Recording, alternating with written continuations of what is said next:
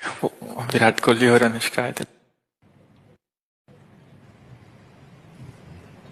विराज बैठ प्रसन्न हो।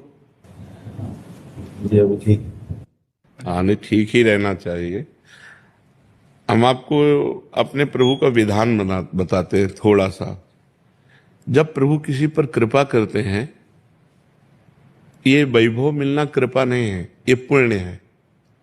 पुण्य से एक घोर पापी को भी बहुत देखो, पाप करके भी उनका कोई पुण्य है जिससे वो सुकृत पूर्व के सुकृतवश चल रहे हैं, नया पाप है। ये वैभव बढ़ना या यश बढ़ना ये भगवान की कृपा नहीं मानी जाती। भगवान की कृपा मानी जाती है अंदर का चिंतन बदलना। बिना प्रतिकूलता के संसार का राग नष्ट नहीं होता।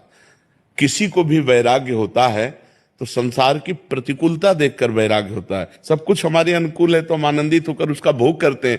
जब हमारे ऊपर प्रतिकूलता आती है तब ठेस पहुंचती है कि इतना झूठा संसार, तो अंदर से भगवान रास्ता देते हैं। ये सही है।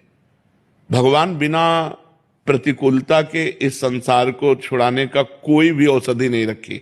आज तक जितने बड़े महापुरुष हुए हैं, जिनका जीवन बदला है, उनको प्रतिकूलता का दर्शन करके बदला है। तो कभी प्रतिकूलता आए तो उस समय आनंदित हो कि मेरे ऊपर अब भगवान की कृपा हो रही है, कि मुझे सतमार्ग में चलने की प्रेरणा मिल रही है। अंदर का चिंतन हो जाए, प्रभु बहुत जन्म व्यतीत हो गए, अब एक बार आपसे मिलना चाहती हूँ, एक बार आपसे मिलना चाहते हैं प्रभु, मुझे आप चाहिए, अब संसार नहीं।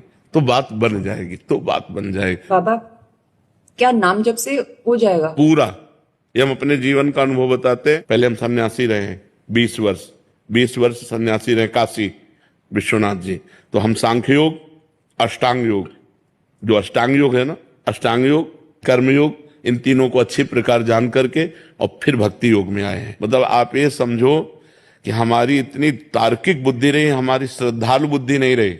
सन्यासी की जो बुद्धि होती है वो तर्क प्रधान होती, कसौटी पर कसने पर। तो हम केवल भावुकता में राधा राधा का प्रचार नहीं कह रहे कि हमने सुना और ऐसे ग्रंथों में पढ़ा, ऐसे कह रहे, स्वयं स्वाद लेके कह रहे और विश्वास के साथ कह रहे कि यदि आप राधा राधा जपते हो तो इसी जन्म में भगवत प्राप्ति हो जाए।